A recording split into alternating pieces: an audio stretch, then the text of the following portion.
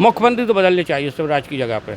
हाँ, दूसरा आएगा तो बीजेपी कंडीशन सुधरेगी। कि यहाँ पे तो बीजेपी का भी ज़्यादा जोर है, क्योंकि महिलाएं को 1000 मिला है तो उसमें महिलाएं बहुत खुश हैं। इस बार परिवर्तन तो होगा, ये चीज़ तो है, हर कोई इस चीज़ से सहमत है। और क्या है कि बेरोजगारी बहुत ज़्यादा है। नमस्कार, आप देख रहे हैं सूर्यांश न्यूज़ नेटवर्क। मैं शैलेंद्र सिंह। आज हम एमपी के छतरपुर पहुंचे हैं। अभी कुछ दिन पहले प्रियंका गांधी की जबलपुर में रैली हुई, जिसमें उन्होंने कुछ प्रॉमिसेस किए। इसको लेकर जनता क्या सोचती? इन प्रॉमिसों में 500 रुपये सिलेंडर और महिलाओं को 1500 रुपये जैसी महत्वपूर्ण घोषणाएं की। आइए जनता से जानते हैं जनता क्या सोचती है। सर, आपको क्या लग रहा है? अभी जबलपुर रैली में प्रियंका गांधी ने काफ़ी प्रॉमिसेस किए हैं। 500 रुपये सिलेंडर की बात की है, 1500 रुपये महीने महिलाओं को देने की बात की है, 100 यूनिट तक बिजली फ्री है, 200 हाफ यूनिट है।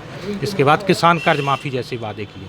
क्या लग रहा है कितना इफेक्ट छोड़ेंगे इससे? सर, बदलाव तो आना चाहिए वैसे, क्योंकि क्या है, घोषणाओं पे घोषणाओं करते रहते हैं। जनता को, कोई आम जनता को तो फ़ायदा होता नहीं है। व्यापारी त्रस्त है, देखो आप, ये मार्केट सन्नाटा है बिल्कुल।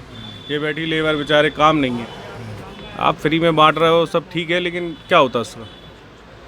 बोल दिए बस। क्या लग रहा है शिवराज जी का यहाँ पे काम आप कैसा देखते हैं? अब आप देखिए, अभी यहाँ पे मेडिकल कॉलेज 5 साल पहले घोषणा हुई थी, अब फिर से रीटेंडर हो रहा है। क्या मतलब? यही अभी कई लोगों ने बेवकूफ़ थोड़ी ना समझती नहीं है सब।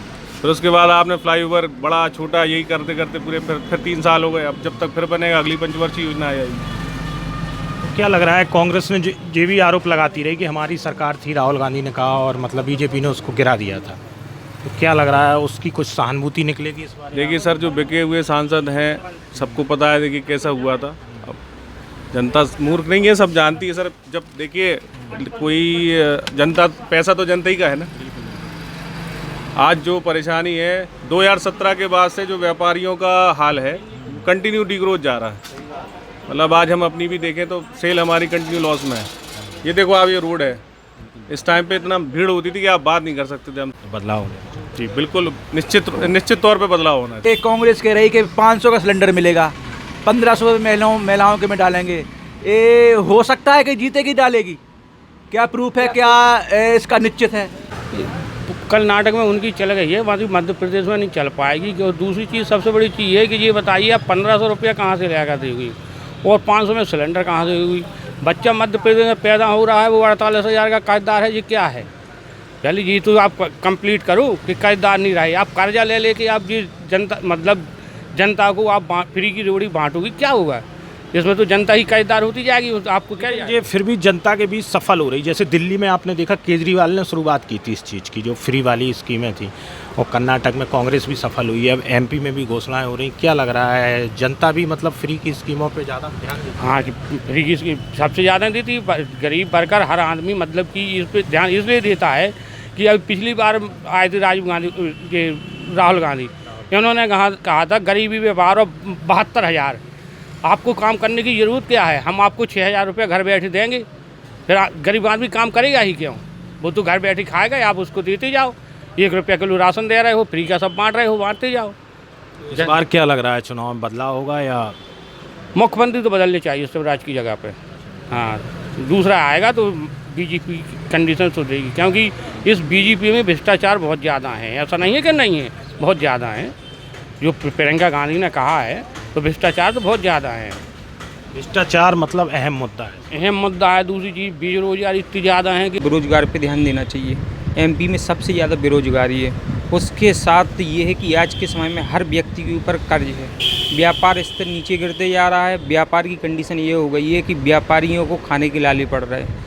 तो सरकार को जो है रोजगार पे ज़्यादा ध्यान देना चाहिए, ताकि एक और उन्होंने बात मतलब छोड़ी थी कि चुनी हुई सरकार को आरोप लगाती रही कांग्रेस और राहुल गांधी, चुनी हुई सरकारें हमारी गिरा दी गई।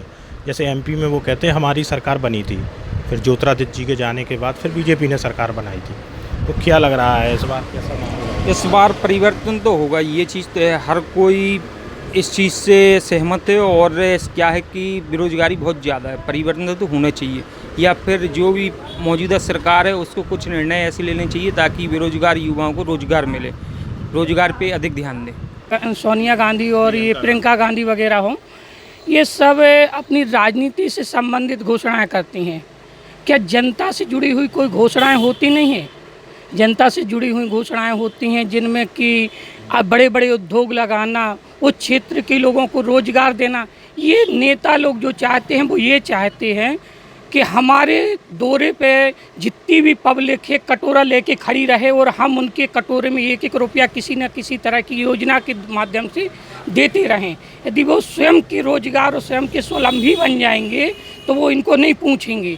ये लोग स्कूल कॉलेज खोलते हैं तो स्कूल कॉलेज में इस तरह की शिक्षा देते हैं कि उस गरीब का व्यक्ति का जो बच्चा लग रहा है केजरीवाल ने शुरुआत की थी, जो फ्री वाली जो स्कीमें थी दिल्ली से शुरुआत हुई थी और इसी को देखते हुए कर्नाटक में कांग्रेस ने भी यही फार्मूला अपनाया। क्या लग रहा है इस तरह का फार्मूला एक नई राजनीति को बढ़ावा दे रहा है?